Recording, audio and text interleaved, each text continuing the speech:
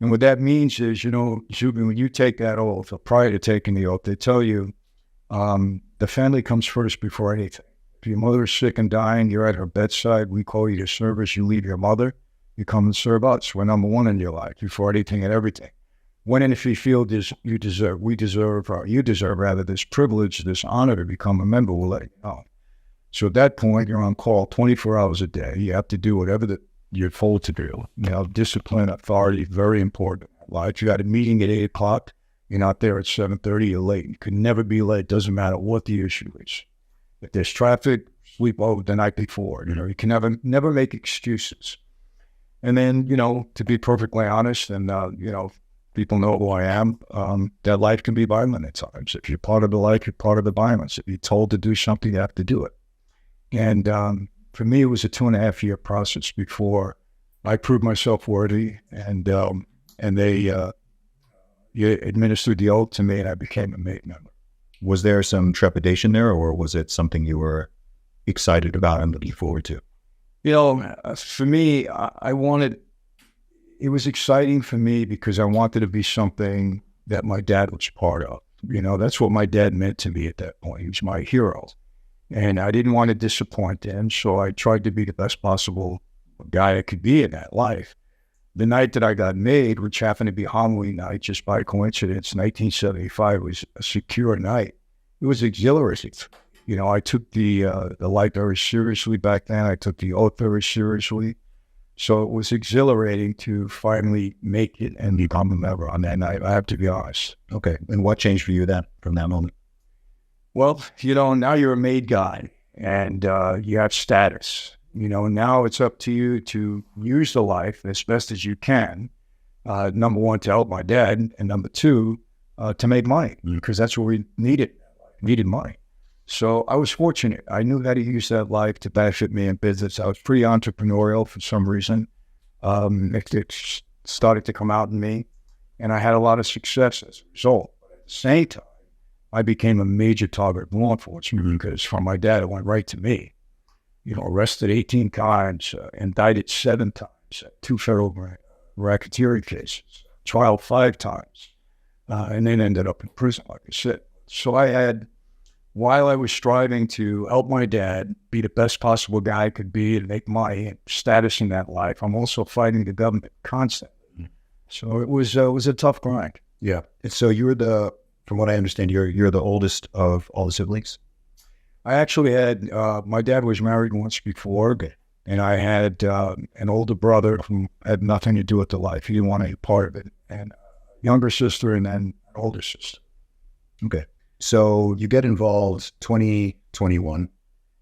And how many people were you, what level do you come in at? I'm trying to understand this. Yeah. You start out as a soldier. That's the entry. And when my dad did get out on parole, he was out 5 times and kept going back for a total of 40 years. But when my dad came out and was on parole, he couldn't really associate with anybody off parole. My dad was a cop regime captain, so he made me his acting captain. So that's an official position. So I was acting on behalf of my father. Then in 1980, I was made an official captain myself. So in the ranking, you have the soldiers on the bottom. We actually have an associate, but an associate never took the oath. You have associates. You have a soldier that's an official position. Then you have a cop regime, which is very powerful because you have men underneath you that were assigned to you by the boss. The boss is at the top, and you have an underboss and a consigliere, which is kind of the family advisor. So a cop regime, very powerful position. Most people that become boss are the cop regime, and then they go to boss. Mm-hmm. So what sort of activities were you involved in? Well, I had some of the basic things that you do on the street. I had a number of bookmakers, guys taking bets illegally that were under me. They answered to me. I had a huge shylocking business. I was lending out money on usurious rates because I had money. And basically it was those 2 things, street level, that I was doing. But I also had a lot of legitimate business. I had a Mazda agency, a car agency. I had a Chevrolet agency. I had eventually a film production company. I had a couple of restaurants that I was involved in. So I was pretty entrepreneurial in that regard. But the biggest illegal activity I got involved in. I stayed away from drugs, didn't want anything to do with drugs, was the wholesale gasoline business. And to make a very long story short, devised a scheme with the help of another to defraud the government out of tax on every gallon of gasoline. And I was selling it on the retail level through gas stations, and then became a wholesaler and was selling it on a wholesale level. To give you an idea of business, I ran that operation for almost 8 years. At the height of our operation, was selling 500 million gallons of gas a month, taking down 20, 30, 40 cents a gallon, whatever the market would bear. So we were bringing in several $1 million a week at some point. How do you do that for 8 years without them being aware of it? I mean, it seems, it doesn't seem possible to me. Obviously it was, but I'm wondering how something like that can. Well, I'm going to answer something very appropriate. Something that happened yesterday. I don't know if you saw the news, but the New York City Housing Authority, that's been around since 1935. Yesterday, the biggest bust in history is from the Justice Department. They arrested 70 people from the New York City Housing Department that were on the take. They were getting bribed. 70. Now, why that's so fantastic is because that's about a third of the agency.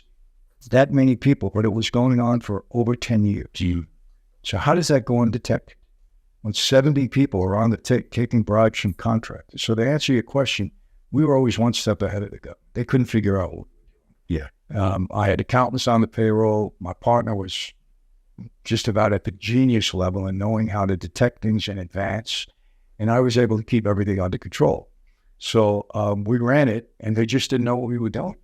And the only way they found out was when my partner got himself in trouble on an unrelated matter. He became an informant. Had to help himself out. He gave up the whole operation. Gotcha. And how many families were operating at this time? In New York, 5. Throughout the country, 9. In New York, 5. And New York is a stronghold for Cosa Nostra in this country. What's it like from then till now? Because I know that, of course, some of these families at least are certainly still exist and operate. It seems like there was this peak of it decades ago, I think probably prior to when I was born, where lots of the movies and the stories, they were all, I'm 37. I was born in 1986. Okay. So a lot of the story you're telling me, I'm just thinking about like this all happened before I existed. Well, no. Well, made some of it. I would say so, because the golden years of Cosa Nostra in this country were from the late 40s, early 50s, right through the mid 80s. So here's missed it. And the reason for that is during that period of time, we had tremendous control and influence in the country. We controlled just about every major union, from the labor unions right through the Teamsters and everything else. Zuby, if you control the unions in this country, you control the country in large part. Because why? What do politicians want? They want votes and they want money. Mm-hmm. You have the Teamsters union, you got 2.5 million members. That's a lot of votes. We have pensions funds in the billions of dollars. We have a lot of money, so we can support campaigns. And that's just one union. So we had a lot of political clout right into the White House. We had a lot of control in corporate America because we controlled the unions, and the unions were a lot more powerful back then than they are today. We controlled. So we had a lot of power. But then what happens? Racketeering Act, the RICO Act, comes into effect in the early 80s, mid 80s, and it was devastating.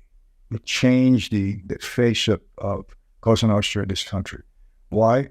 Very difficult statute to defend. I know I had 3 of them. Number one. Number two, the amount of time they were given. One count can give you 20 years in prison with no more parole. They abolished parole. So if you had a 20-year sentence, you had to do 85%. You do like 17 years. No good time, nothing. That's it.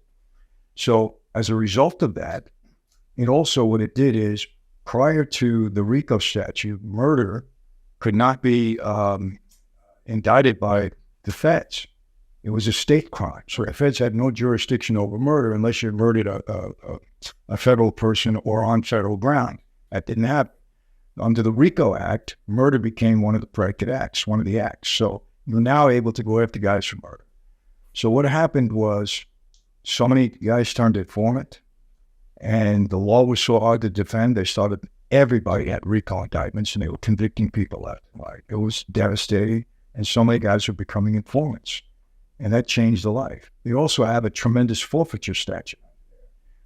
How serious is it?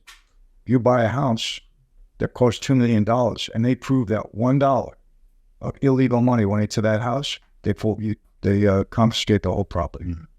So between the forfeiture statute and the criminal penalties, it was devastating. That changed the life. It's not near as powerful as it was back then. There are still 5 families. It's not going to go away in my lifetime, but it's changed dramatically. They don't have the clout that they once did.